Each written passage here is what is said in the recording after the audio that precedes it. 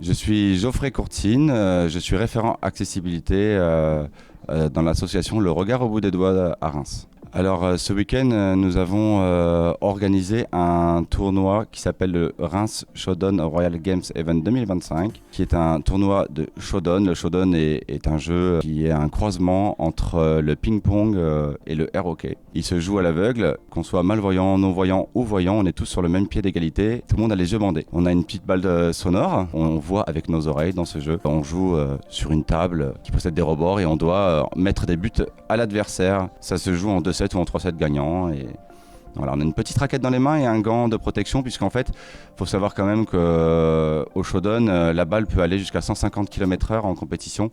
Et donc du coup, le gant de protection de hockey sur gazon est le bienvenu pour éviter d'avoir mal au doigt. C'est notre deuxième édition, parce que la première s'est déroulée à la Polyclinique Les Bleuets. C'est notre lieu d'entraînement, où ça fait 2 ans que déjà on s'entraîne là-bas, et les Bleuets nous prêtent 2 salles gratuitement, et on les remercie encore d'avoir pu nous permettre de s'entraîner quasiment quand on veut et nous faire progresser très très vite. C'était une édition de 12 personnes l'année dernière, et là on est passé sur une édition de 32 personnes, 32 joueurs et joueuses. Nous avons décidé de faire 2 catégories, une masculine représentant 20 joueurs et une féminine avec 12 joueuses, ce qui leur permet à tous de pouvoir être dans des conditions d'un championnat réel, un championnat de France. Ça leur permet de s'entraîner. Et nous aussi, puisqu'en fait on s'est porté candidat en 2026 pour organiser une phase de championnat. Et donc du coup on voulait un tour de chauffe avant pour voir tout ce qui va, tout ce qui va pas, apporter des axes d'amélioration pour cette candidature. Voilà, on attend la réponse très vite pour savoir du coup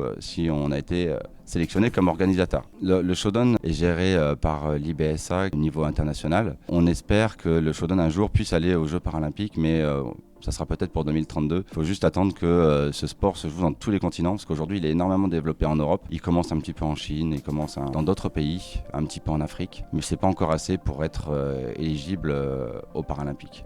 Y a-t-il d'autres sports pour les personnes malvoyantes et non-voyantes autres que le cécifoot et le Shodown?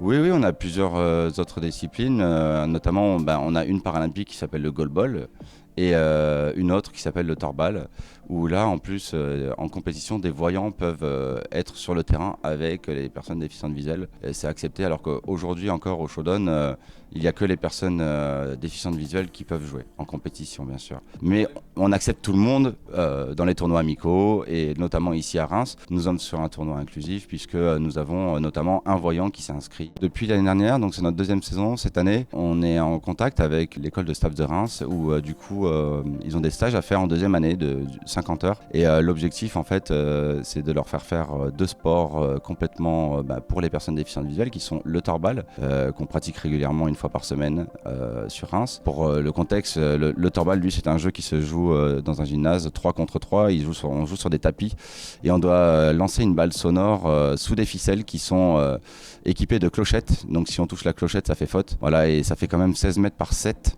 Et les 7 mètres, c'est la ligne de but.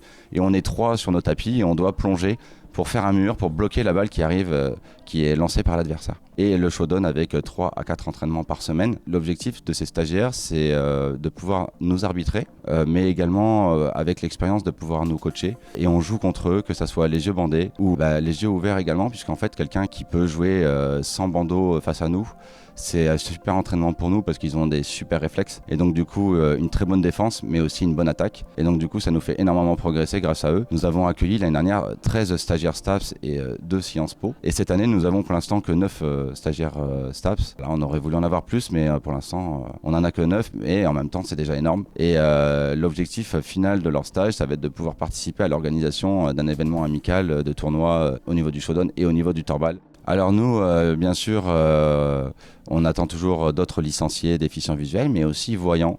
Tout le monde est le bienvenu parce qu'on adore partager ce sport avec tout le monde. On a toujours besoin de coachs, on a toujours besoin de guides, on a toujours besoin de pratiquants. Et on vous attend pour venir jouer avec nous, s'amuser avec nous. C'est un échange des 2 côtés. Nous, on apprend beaucoup auprès des voyants, et les voyants aussi, ils apprennent beaucoup auprès de nous. C'est vraiment génial. Je vous donne rendez-vous, n'hésitez pas à aller sur le site de l'association Le Regard au bout des doigts, que vous trouverez facilement, ou le Facebook, et n'hésitez pas à nous contacter. Alors ce week-end, nous avons hébergé 51 personnes, dont 32 participants, 8 arbitres, un responsable de tas de marque qui est Nicolas Ecker, et je le remercie d'être venu, d'avoir organisé tout ce planning, et 25 bénévoles. Voilà, tout le monde a apporté sa pierre à l'édifice et c'est incroyable. Et surtout, je tiens aussi à remercier les membres de l'association qui étaient présents, et notamment Chloé, ma femme, qui a géré tous les bénévoles, voilà, leur disponibilité, parce que c'est vraiment un casse-tête d'organiser ça selon la disponibilité de chacun. Et c'était vraiment très bien organisé. Merci à tous.